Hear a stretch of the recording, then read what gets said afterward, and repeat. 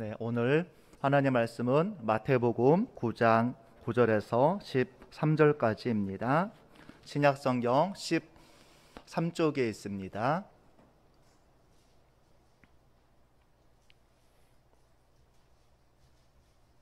마태복음 9장 9절에서 13절까지입니다. 제가 봉독하겠습니다. 예수께서 그곳을 떠나 지나가시다가 마테라 하는 사람이 세관에 앉아 있는 것을 보시고 이르시되 나를 따르라 하시니 일어나 따르느니라. 예수께서 마태의 집에서 앉아 음식을 잡수실 때에 많은 세리와 죄인들이 와서 예수와 그의 제자들과 함께 앉았더니 바리새인들이 보고 그의 제자들에게 이르되 어찌하여 너희 선생은 세리와 죄인들과 함께 잡수시느냐. 예수께서 들으시고 이르시되 건강한 자에게는 의사가 쓸데없고 병든 자에게라야 쓸데있느니라. 너희는 가서 내가 공유를 원하고 제사를 원하지 아니하노라 하신 뜻이 무엇인지 배우라. 나는 의인을 부르러 온 것이 아니요 죄인을 부르러 왔노라 하시니라. 아멘. 오늘은 저희가 이제 예수님의 12 제자 가운데 8번째 제자는 우리가 마태에 대한 이야기입니다. 그동안 이제 베드로, 안드레, 야고보, 요한, 또 빌립, 바돌로메, 도마, 마태 이렇게 저희 8번째이고 오늘 말씀의 제목을 우리 한번 같이 읽어보겠습니다. 자, 시작. 격렬해서 존경의 대상으로 변한 제자 마태. 오늘 말씀의 내용이 우리 주보 우리 칼럼란에 있으니까 같이 우리 참고하시면서 말씀을 들으시면 더 좋겠습니다. 마태의 먼저 우리 배경을 같이 한번 살펴보면 마태의 이름은 이제 본명과 히브리 이름은 레위입니다. 그리고 마태는 아람어입니다. 그래서 뜻은 하나님의 선물이라는 뜻이 있습니다. 마태의 이 출생지는 갈릴리의 가버나움 지역으로 알려지고 있습니다. 또 그의 가족은 이제 마가복음 2장에 보면 똑같은 이 동행 구절에서 그의 아버지 이름이 나오는데 알페오의 아들 레위로 나와서 마태의 아버지 이름은 알페오입니다. 그래서 또 일부는 제가 다음 주에 살펴볼 이제 제자가 야고보인데 예수님의 제자 가운데 야고보가 2명이 있습니다. 먼저 앞부분에 베드로, 안드레, 야고보, 요한. 그래서 이 야고보는 대야고보, 그리고 9번째 야고보는 소야고보. 근데 이 대야고보와 소야고보를 구별하기 위해서 소야고보는 알페오의 아들 야고보라고 부릅니다. 그래서 이 알페오, 그래서 아버지 이름이 똑같기 때문에 혹자는 이 마태와 작은 야고보가 형제라고 보는 학자도 많고 또 동명이인이라고 보는 학자들도 많이 있습니다. 마태의 직업은 세리였습니다. 그리고 마태는 우리가 잘 알고 있듯이 마태복음을 기록하고 있습니다. 또 저가 부르심은 오늘 말씀처럼 세관에, 우리로 말하면 세무서에 앉아 있다가 예수님의 부르심에 나를 따르라는 부르심에 저가 순종하며 나아가고 있습니다. 마태의 죽음은 이제 나중에 에티오피아에서 복음을 증거하다가 창에 찔려서 순교했다라고 전해지고 있습니다. 우리는 마태하면 마태복음을 기록한 저자로에게 조금 친숙한 것 같은데 우리가 세리라는 것 외에는 별로 또한 아는 것이 없는 것이 현실입니다. 이 성경에서도 마태복음, 마가복음, 누가복음에 오늘 말씀과 똑같은 구절이 나오지만 예수님의 부르심을 받는 장면, 또 마태가 자기 집에 세리와 죄인들과 예수님을 초대해서 잔치했던 장면, 두 장면밖에는 마태에 대한 내용이 나오지 않고 있습니다. 먼저 우리가 다시 한번 이름을 살펴보면 마가복음과 누가복음에는 그의 이름이 레위라고 나옵니다. 레위. 마가복음 2장 14절을 보면 또 지나가시다가 알페오의 아들 레위가 세관에 앉아 있는 것을 보시고 그에게 이르시되 나를 따르라 하시니 일어나 따르니라. 누가복음 5장 27절에서도 이 레위라고 기록이 되어져 있습니다. 그런데 자신이 기록한 마태복음만은 레위가 아닌 마태로 기록을 하고 있는 것입니다. 아마도 레위가 이 본래의 이름이고 마태는 예수님의 부름을 받은 다음에 이 변화된 이름이라고 학자들은 얘기합니다. 근데 우리는 레위하면 우리 머릿속에 떠오르는 것이 무엇이 있나요? 레위 지파가 떠오릅니다. 그래서 아마도 많은 학자들은 아버지가 아들의 이름을 레위로 지은 것을 보아서 이 마태는 레위 지파 이 출신일 거라고 예측합니다. 이 레위 지파 가운데 아론의 후손들은 이 제사장 가문을 이루었고, 나머지 레위인들은 이제 성전이나 또는 각 지역에서 백성들을 영적으로 인도하는 삶을 살아가고 있습니다. 아버지가 아들의 이름을 레위로 지으면서 어떠한 기대감을 가지고 있을까요? 나중에 훌륭한 사람이 되어서 우리 레위 지파를 더욱 빛내는 사람이 되라는 소망을 가지고 이름을 지었을 것입니다. 그런데 이 레위가, 마태가 갖는 직업이 무엇입니까? 당시에 가장 이 경멸을 받는 세리였습니다. 즉 마태는 아버지의 희망과 또 자신의 이름에 걸맞는 이 경건한 삶을 살지 못했던 것으로 예측됩니다. 당시의 세리나 창기는 사회적으로 가장 큰 경멸을 받던 사람들이었습니다. 마태가 어떻게 세리가 되었는지는 정확하게 언급이 되어 있지는 않습니다. 근데 세리가 유대인들에게 가장 이 경멸을 받는 이유는 딱 두 가지가 있습니다. 하나는, 첫 번째로는 세리는 로마 정부를 위해서 일하는 로마의 앞잡이 노릇을 했고, 유대인에 있던 데 본다면 저들은 매국노와도 같았습니다. 마치 우리가 일제 강점기 시대에 이 친일파들이 일본 사람들의 앞잡이 노릇해서 우리 많은 국민들에게 반감을 가진 것과 똑같은 상황입니다. 또 하나는, 세리는 백성들을 크게 착취했기 때문입니다. 이 당시에 세리는 크게 두 종류의 세리가 있다고 얘기합니다. 하나는 세금을 직접 걷는 세리가 있고, 이 세관에 앉아서 세관을 지나가는 이 무역상들의 짐을 확인해서 그 안에 밀수품이나 다른 것들이 있는지 확인하는 세리가 있다고 보는데, 마태는 세관에 근무했기 때문에 이 무역상들의 이 짐들을 체크하고 관리하는 그런 세관의 업무를 더 했을 것이라고 예측합니다. 그런데 오늘 말씀을 보면 가버나움의 세관이라고 말합니다. 가버나움은 당시에 이 이스라엘의 동서남북의 교통의 요충지였습니다. 그래서 다메섹에서 예루살렘을 가는 이 무역선들은 반드시 가버나움의 세관에 들려서 자기의 짐을 확인받고 또 관세 약 2%에서 12%의 세금을 내고 그 지역을 통과할 수가 있었습니다. 또 갈릴리 호수의 어부들도 여기 가버나움에서 세금을 납부했습니다. 그래서 많은 학자들이 베드로와 안드레, 야고보와 요한도 아마 마태에게 세금을 납부했을 것이다 라고 예측합니다. 근데 문제는 무엇일까요? 이 세리들이 로마에서 정한 액수보다 더 많은 세금을 걷어서 일부는 로마에 납부하고 나머지는 자기들이 착복하는 것이었습니다. 그래서 백성들의 원성을 받을 수밖에 없었습니다. 이 회개를 촉구하는 세례 요한의 이 촉구에 이 세리들이 세례 요한에게 와서 말합니다. 세례 요한이요, 우리 이 세리들은 무엇을 회개할 거라고 얘기했을 때 세례 요한이 뭐라고 말씀하는지 아십니까? 누가복음 3장 13절에 보니까 너희는 부과된 것 외에는 더 거두지 말라. 세례가 얼마나 더 많은 세금을 거뒀는지 너희가 회개하고 싶거든 너희는 로마 정부가 부과된 것 외에는 더 거두지 말라고 얘기할 정도였습니다. 근데 당시에 세관에 근무하기 위해서는 당시 언어들을 다 알아야만 했습니다. 이 무역 언어였던 아람어를 알아야 됐고, 율법의 언어였던 히브리어를 알아야 됐고, 또 당시 일반적으로 사용하는 헬라어를 알아야 됐고, 또 이 로마 정부의 이 언어였던 라틴어를 알아야만 했습니다.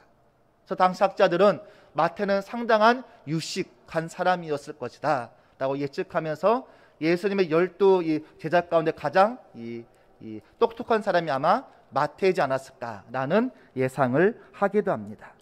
그런데 세리는 유대인들의 입장에서 바라보면 로마 정부를 위해서 일하는 사람, 로마의 앞잡이로서 세금을 더 많이 착취하고 자기의 이 지위를 위해서 자기의 사리사욕을 채우는 사람들로, 그래서 사회적인 증오의 대상이고 대표적인 매국노라고 생각했습니다.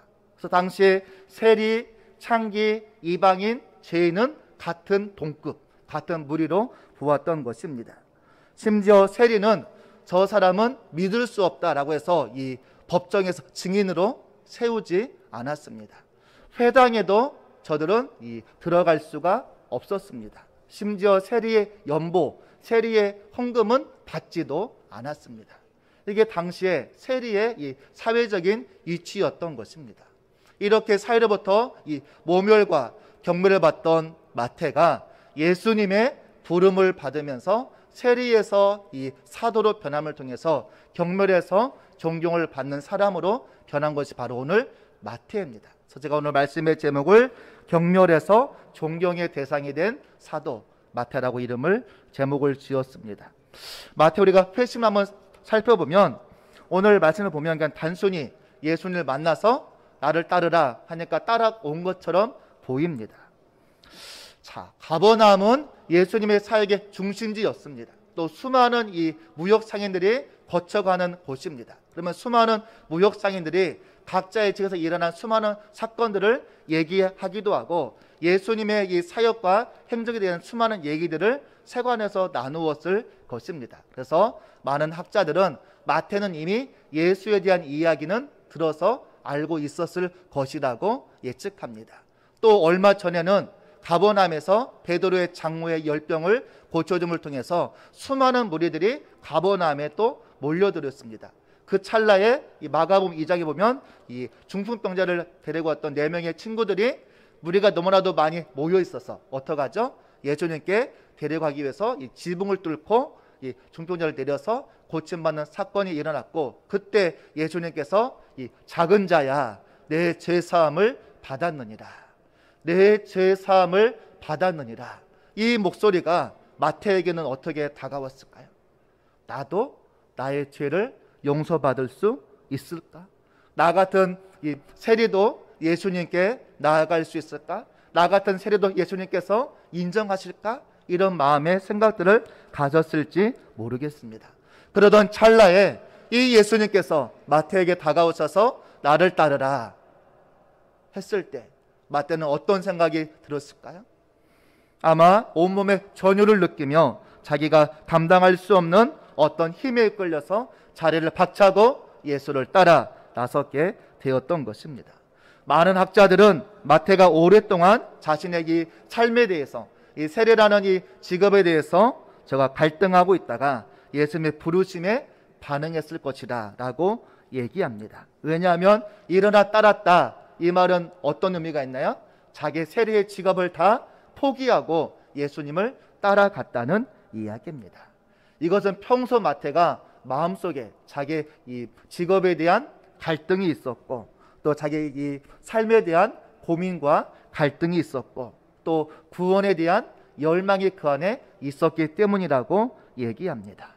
만약 마태가 나는 인간 대접을 나는 받지 못할지라도 나에게는 돈이 최고야 라고 생각했더라면, 또 자기의 직업인 이 세리에 대해서 저가 이 만족도가 높았더라면 예수님의 부르심에 쉽게 모든 것을 다 포기하고 예수님을 따라갈 수 있었을까요? 따라가지 못했을 것입니다. 근데 반드시 저가 따라갔다는 것은 그만큼 자기의 직업에 대해서 회의감이 많이 있었다는 것을 보여줍니다. 아마 마태는 이 세리로 있으면서 돈은 많이 벌 수 있을지 모르지만 민족의 반역자이고 저가 짐승만도 못한 사람이라는 냄새와 이 경멸을 받을 때 마태의 마음속에 엄청난 갈등이 있었음을 보여주고 있는 것입니다. 그래서 마태는 예수님의 부르심을 받은 다음에 오늘 말씀 보니까 어떠한 일을 벌입니까? 자기를 이 제자로 불러주신 예수님의 은혜와 사랑에 감사해서 자기와 같은 세리와 죄인들을 자기 집에 이 초대해서 잔치를 벌입니다. 그리고 그 잔치에 예수와 예수의 제자들도 같이 이 초대되어서 잔치를 벌입니다. 근데 그 잔치에 그 모습을 누가 보게 됩니까? 바리새인들이 보게 됩니다. 그리고 바리새인들이 예수의 제자를 불러서 뭐라고 얘기합니까? 오늘 말씀 11절에 보니까 어찌하여 너희 스승은 세리와 죄인들과 함께 잡수시느냐. 바리새인들이 예수가 그 자리에 있는 것을 보고 명색의 스승, 명색의 랍비라는 사람이 어째 그 행동에 어울리지 않는 행동을 하느냐고 비난을 하고 있는 것입니다. 이 비난을 듣는 마태의 마음은 어땠을까요? 당시의 바리새인들은 존경받는 사람들인 반면에 세리들은 고개를 들고 다니지 못했던 사람들입니다. 누가복음 18장에 보면 바리새인들이 기도할 때 뭐라고 기도했죠? 첫 마디가 하나님, 나는 저 세리와 같지 않음을 감사합니다 라고 바리새인들은 기도했어요. 그런 상황 가운데 예수님이 자기 때문에 저 바리새인들에게 그런 안 좋은 소리를 들을 때 이 마태의 마음은 어땠을까요? 아마 예수님에게 굉장히 미안한 마음이 많이 있었을 것입니다.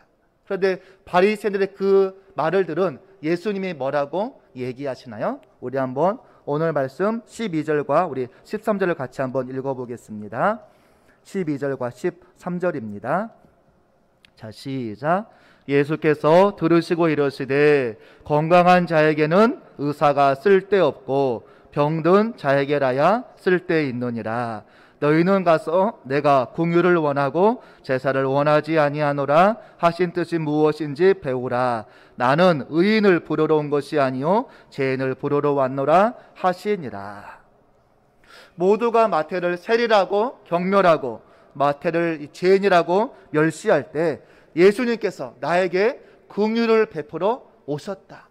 나는 의인을 부르러 온 것이 아니라 죄인을 부르러 왔다. 이 말을 쓰는 마태의 마음이 어땠을까요?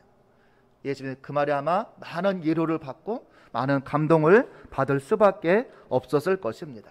세리와 같은 나를, 당시의 경멸과 모욕을 받는 나를 예수님께서 불러주시고 하나님의 자녀로 삼으셨다. 이게 바로 무엇이죠? 이게 바로 복음입니다. 이게 바로 하나님의 은혜인 것입니다. 마태는 오늘 마태복음을 기록하면서 이 하나님의 복음, 이 하나님의 은혜를 당시의 유대인들에게 또 오늘 우리에게 알려주고 싶었던 것입니다. 그래서 마태복음 10장에 보면 예수님의 12 제자 이름들을 마태가 나열합니다. 그런데 다 이름들만 나열하는데 마태가 자기의 이름 앞에는 무엇을 기록할까요?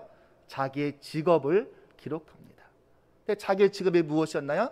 당시에 인정받고 존경받는 직업도 아니고 모멸받는 세리 마태임을 마태가 기록하고 있습니다. 우리 한번 우리 볼까요? 마태복음 우리 10장 한번 같이 우리 보겠습니다. 마태복음 10장 우리 2절 한번 같이 볼까요? 마태복음 10장 2절 우리 한번 같이 읽어보겠습니다. 자, 시작. 12사도의 이름은 이러하니 베드로라 하는 시몬을 비롯하여 그의 형제 안드레와 세베대의 아들 야고보와 그의 형제 요한, 빌립과 바돌로메, 도마와 세리 마태, 알페의 아들 야고보와 다데오, 가나나인 시몬 및 가룟 유다 곧 예수를 판 자라. 11명은 다 이름만 기록하지만 자기 이름 앞에는 세리를 저가 나타내고 있는 것입니다. 자기 이름 앞에 자기의 직업, 그것도 가장 모욕받고 경멸받는 직업을 마태가 기록한 이유가 무엇일까요? 그것은 나는 도저히 예수님의 12제자 안에 들어갈 수 없는 사람, 예수님의 12사도 이름에 들어갈 수 없는 사람임에도 불구하고 자신을 예수님의 은혜와 사랑으로 불러주심에 마태가 감사하고 있는 것입니다. 하나님의 사랑, 하나님의 은혜, 복음이 무엇인가를 보여주고 있는 것입니다. 사도 바울도 고린도서 15장에 보면 나는 이 사도 중에 가장 작은 자라. 나는 하나님의 교회를 받게 하였으므로 이 사도라 칭함을 받기에 감당할 수 없는 자니라. 그러나 내가 나된 것은 하나님의 은혜로 되었다. 바울도 나는 작은 자이고 하나님의 교회를 핍박했기에 사도로 부름을 받을 수 없지만 하나님의 은혜로 내가 사도가 되었다라고 고백하고 있는 것입니다. 우리 같이 한번 우리 고백하겠습니다. 나의 나된 것은 하나님의 은혜이다. 이것을 늘 우리는 삶 가운데 잊지 않고 고백해야 하는 것입니다. 우리가 이 은혜, 이 복음을 우리가 받을 수 있는 존재입니까?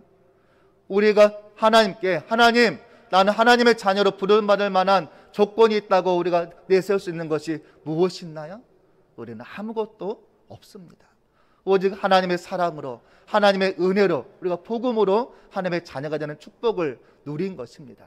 이것을 잃어버릴 때 우리는 교만하게 되고, 남을 비판하게 되고, 남을 정죄하게 되고, 불평하게 되고, 원망하는 사람이 되고 있는 것입니다. 여러분의 입에 불평과 원망과 시기와 질투가 많으십니까?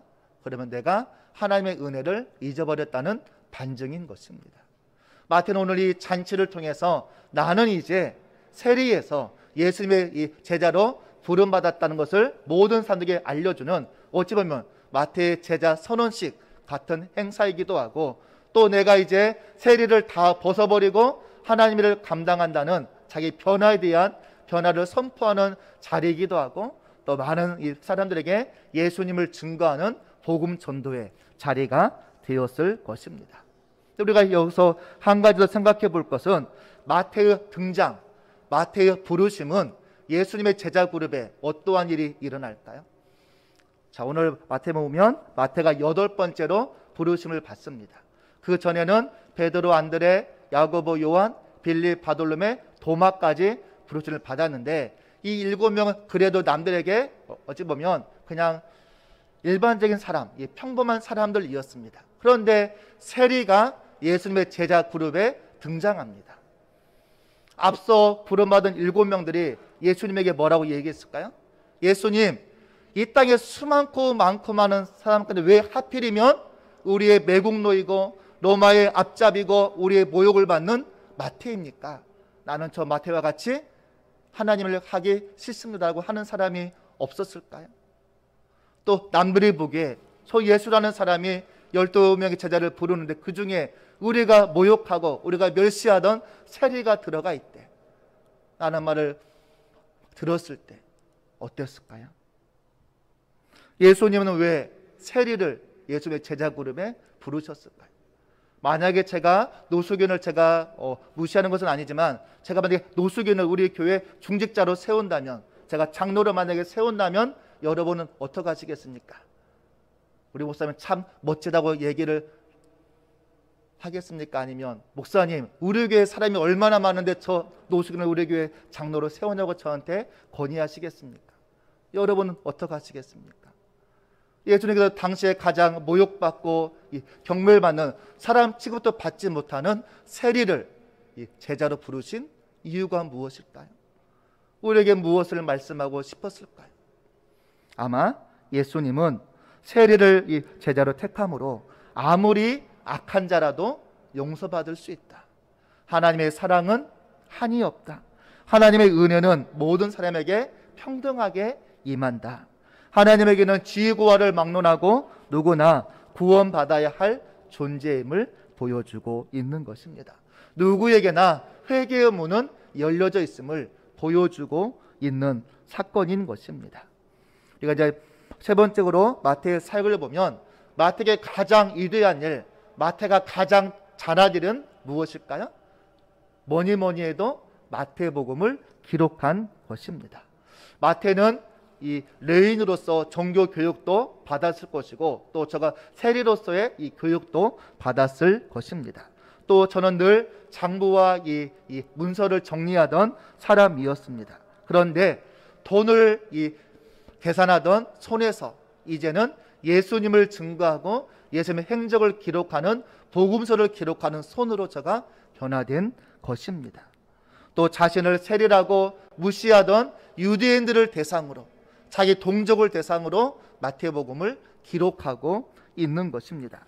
그 마태복음을 통해서 이 예수가 구약에 예언되었던 메시아임을 자기 동족 유대인들에게 알려주고 있는 것입니다. 그래서 마태복음 1장부터 28장까지 예수님의 탄생부터 죽음 부활까지 기록하는데, 구약 성경을 가장 많이 인용했던 사람이 바로 마태였고, 또 이 안에 보면 이 마태가 유대인들의 조상 누구죠?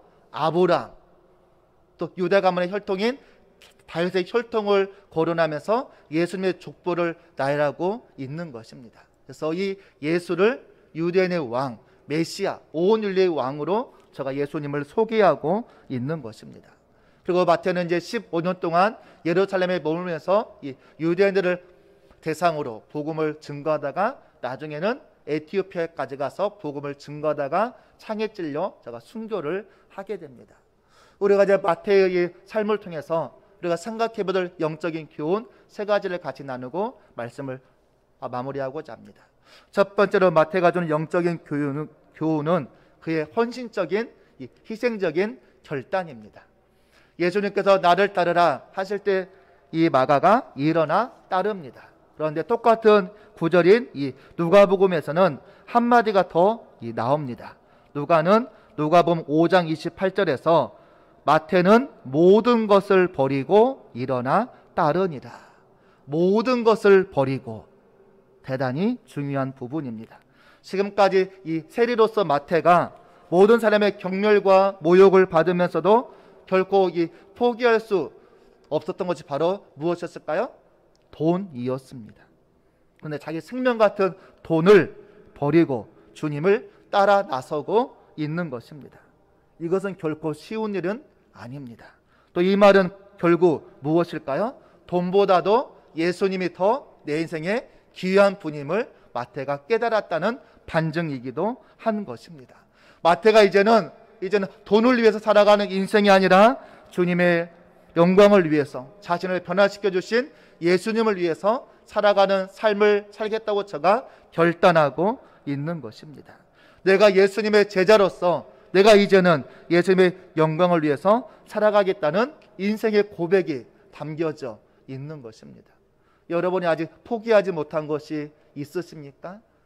돈이냐 예수냐, 세상이냐 예수냐, 신앙은 결코 양다리를 허용하지 않습니다. 여러분의 마음은 어디로 더 향하고 있습니까? 세상입니까? 하나님이십니까?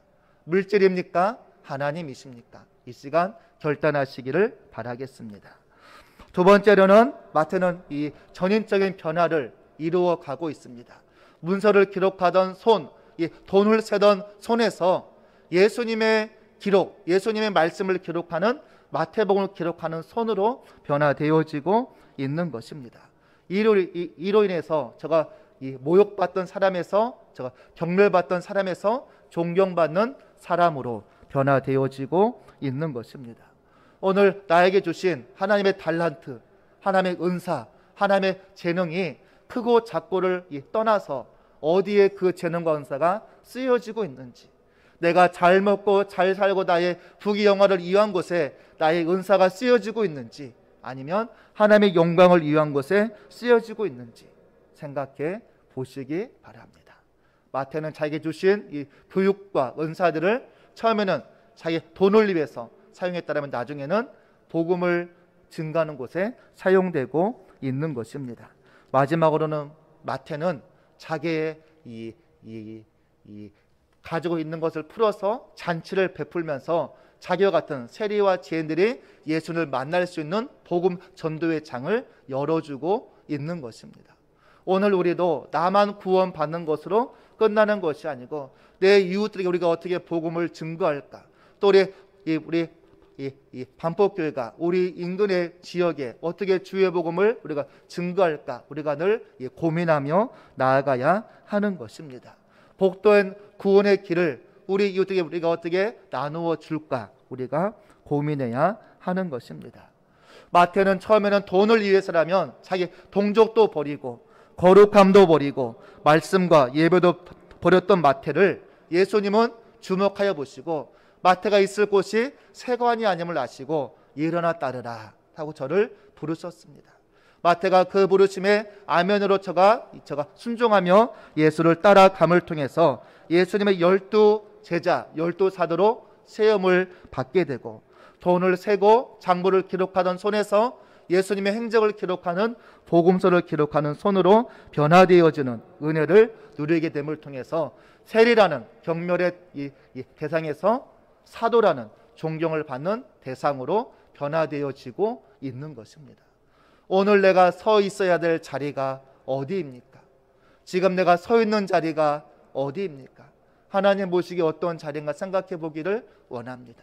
또 한 걸음 더 나아간다면 우리의 반복교회 공동체가 누구나 이 받아들이고 누구나 수용할 수 있는 공동체가 되고 있나?